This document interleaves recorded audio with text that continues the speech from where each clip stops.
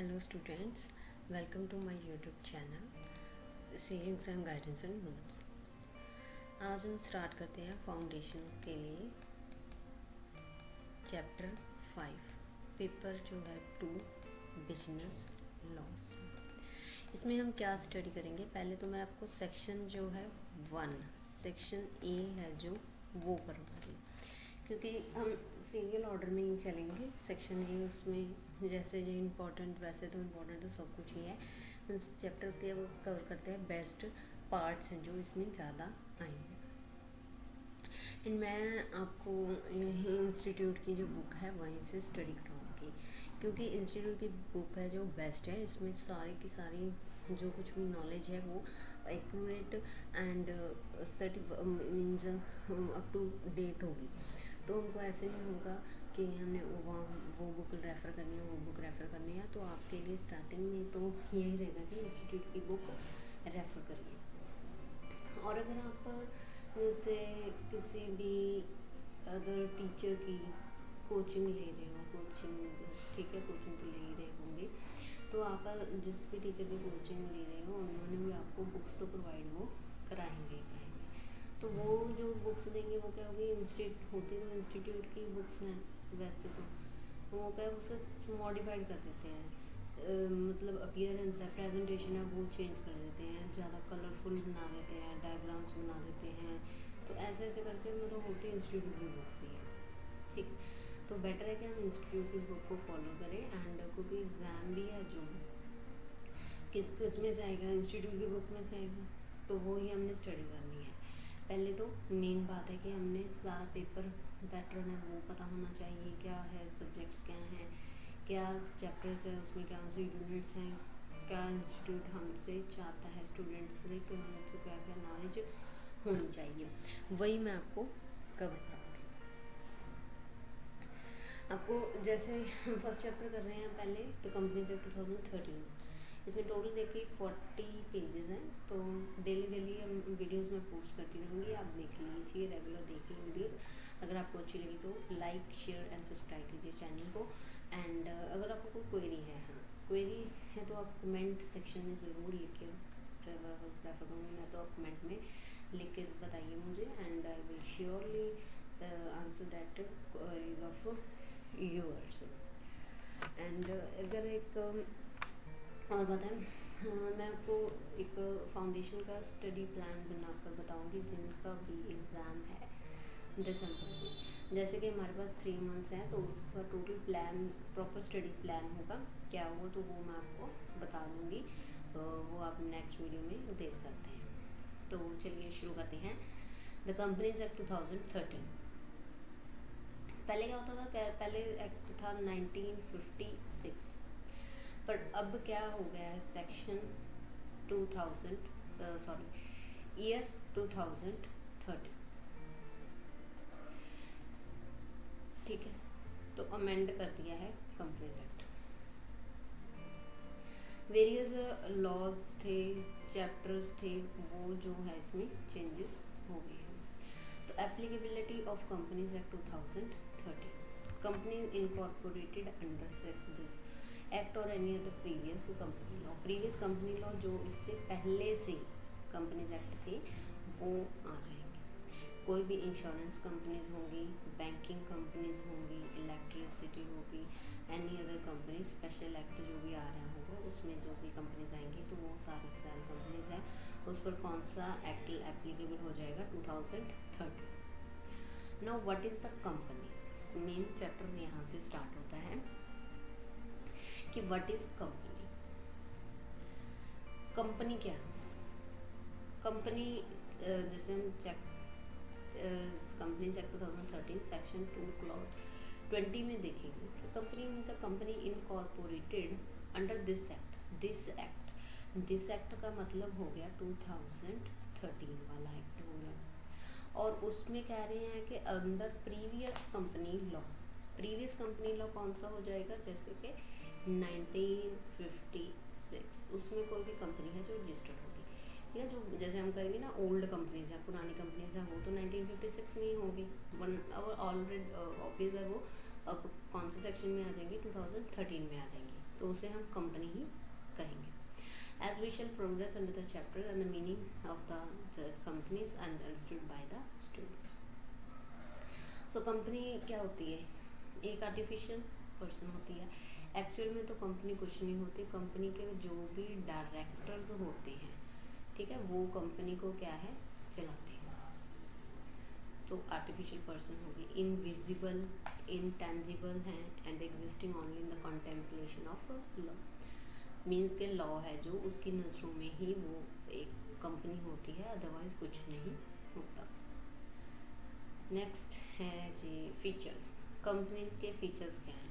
ठीक है, ये सारे पॉइंट्स पहले यहाँ उन्होंने लिख दिए हैं, मेन पॉइंट्स. देन उनकी क्या आ चुकी है एक्सप्लेनेशन जो नेक्स्ट पेजेस पर. पहले सेपरेट लीगल एंटिटी, जैसे कंपनी है एंड इसके प्रमोटर्स आ जाएंगे, डायरेक्टर्स आ जाएंगे, जो सारे के सारे हैं वो क्या है, डिफरेंट है. कंपनी अलग है, डायरेक्टर्स अलग है, तो इनसे कहते हैं सेपरेट लीगल एंटिटी. तो हर एक ने मतलब अपना अपना काम करना है. In other words, when the company is registered, it is clothed with legal personality. It comes to the almost the same rights and power as a human being. कहते हैं इसे पावर्स जैसे भी हैं, कोई भी ह्यूमन बीइंग है वैसे पावर्स दी जाती है. बट एक्चुअल में कंपनी है कोई भी फिजिकल अपीयरेंस नहीं होती उसकी. इट्स डिस्टिंक्ट होती है, separate from its member. Company जैसे एक वॉल खींच रहे हैं तो एक कंपनी इधर है, मान लीजिए पर्सनस है जो उसके इधर होंगे, तो ये सारी मतलब डिफरेंट है. Now company can own property है, जैसे बैंक अकाउंट उसका खुद का हो सकता है, प्रॉपर्टी हो सकती है, जैसे जिस पर बिजनेस बनाया है, इस्टेब्लिश किया है, तो वो हो सकते हैं. लोन रेज कर सकती है, लाइबिलिटीज इनकर कर सकती है, एंड कॉन्ट्रैक्ट भी एंटर हो सकती है. As it is a law, person is different from the subscriber to the memorandum of association.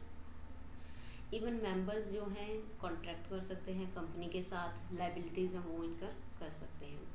And only its the creditors can sue it and not its members. ठीक है, members कुछ भी नहीं स्यू कर सकते, कि दावा नहीं पेश कर सकते कि हमें ऐसे ऐसे. तो कौन स्यू कर सकता है? ओनली क्रेडिटर्स है वो स्यू कर सकते हैं. नाउ एक केस दिया हुआ है, you can study. This is the case of the member does not even have an insurable interest in the property of the company. Perpetual succession next point है जो वो क्या है, परपेचुअल सक्सेशन. कंपनी ऐसे तो होता नहीं है कि कोई भी मेंबर की डेथ हो गई, मेंबर रिटायर हो गया या डायरेक्टर है वो क्या, तो कंपनी है वो क्या हो जाएगी, बंद हो जाएगी. नहीं, ऐसा नहीं होता. कंपनी क्या लगातार चलती ही रहती है, कंपनी ने तो अपना काम करते ही जाना है. तो इसके कहते हैं परपेचुअल सक्सेशन. जब तक हम इसे बाउंड अप नहीं कर देते, बंद नहीं कर देते इन द बुक्स में लॉ के अकॉर्डिंग, तो ये परपेचुअल सक्सेशन चलती ही रहेगी इनडेफिनेटली टाइम पीरियड के लिए. And it existence does not affected by the death or insolvency of its members. Third है लिमिटेड लायबिलिटी. अब मेंबर्स जो होंगे उसकी लायबिलिटी क्या होती है, लिमिटेड होती है. उनकी लायबिलिटी क्या है, जितने भी उन्होंने शेयर्स होल्ड किए होंगे उनकी liability up to that shares होगी. जैसे मिस्टर ए ने 1000 शेयर्स लिए हैं तो उसकी लायबिलिटी कितनी हो जाएगी, फॉर 1000 शेयर्स ओनली. ऐसा नहीं है कि कंपनी की लायबिलिटी है 1 लाख की एंड शेयर होल्डर से कह रही है कि आप पैसा दो, आप पैसा दो. नहीं, जितनी भी लायबिलिटी होगी शेयर होल्डर्स की वो उतने ही पैसे पे करेंगे. मतलब not ask to pay anything more than the unpaid value of their shares. ठीक है, मतलब कोई भी केस ऐसा नहीं हो सकता कि शेयर होल्डर्स को कोई आप ज़्यादा पैसे दोगे, नहीं दे सकते, जितने हैं उतने ही. सेकेंड है in case of a company limited by guarantee. The members are liable only to the extent of the amount guaranteed by them, that only to when the companies goes into the liquidation.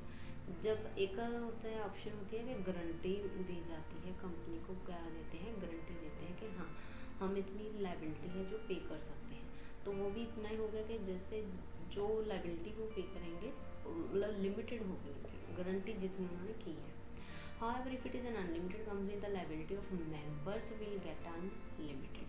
कहते अब कह रहे हैं कि अगर company है वो unlimited company है तो मेंबर्स की लाइबिलिटी भी क्या होगी, अनलिमिटेड होगी। ठीक है, हमने कौन कौन से फीचर्स कर लिए हैं अभी, पहले सेपरेट लीगल एंटिटी कर लिया है, then perpetual succession, third is limited liability.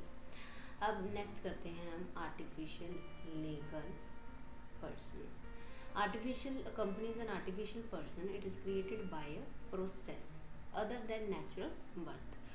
ठीक है, प्रोसेस प्रॉपर फॉलो किया जाता है, प्रॉपर फॉर्म्स हैं जो फिल किए जाते हैं एमसी की साइट पर अपलोड किए जाते हैं, साइन किए जाते हैं, एंड देन कंपनी है जो इनकॉर्पोरेट होती है, तो आर्टिफिशियल पर्सन है, लॉ क्रिएट करता है इसे। Further the company is a separate legal entity, वो हमने ऊपर ही पढ़ लिया, जो पॉइंट सेम ही है, ऑन प्रॉपर्टी बैंक अकाउंट होता है, एंटर इनटू कॉन्ट्रैक्ट, सारे ऊपर वाले पॉइंट्स हैं। द नेक्स्ट है it is as a company in an artificial person, it can act only through some human agency, that is directors हैं जो उसे चलाते हैं। Directors can not control the phase of the company and act as agency, but they are not agents. कहते हैं directors जो हैं वो क्या हैं, कंपनी के एजेंट्स नहीं हैं, वो मेंबर्स हैं। The company called is an artificial legal person. ठीक है, काम तो डायरेक्टर्स ने करना होता है, एक्चुअल में करते किसके नाम से, कंपनी के नाम से। Then next is fifth point is common seal. Common seal क्या होती है, जैसे हम स्टैम्प बोलते हैं ना, वो कंपनी की स्टैम्प है, कंपनी की क्या होती है, स्टैम्प होती है, उससे पता लगता है कि ये कंपनी है। A company is an artificial person, is not bestowed with the body of natural being. Therefore, it works through the agency of human beings. Now, एक ऑफिशियल सिग्नेचर्स जो है कंपनी के, वो क्या होते हैं, कॉमन सील होती है, कि हमने यहाँ लगा दी कॉमन सील लगा दी ऐसे में, तो वो क्या हो जाते हैं, कंपनी के सिग्नेचर्स हो जाएंगे।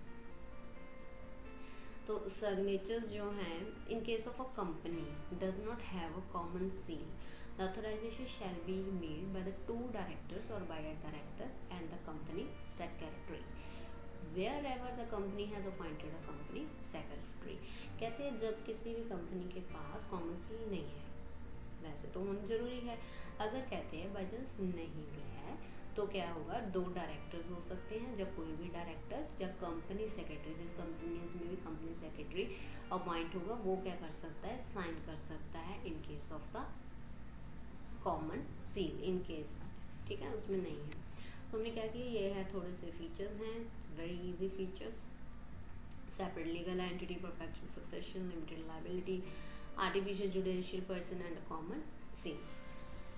सो नेक्स्ट में हम आगे फिर देखते हैं, तब तक do it in your language and your revision, आप इस चीज़ की कर लेना। अब नेक्स्ट में आपको फिर मैं बताती हूँ नेक्स्ट चैप्टर, जो भी हम कंटिन्यू करते हैं नेक्स्ट वीडियो, तब तक के लिए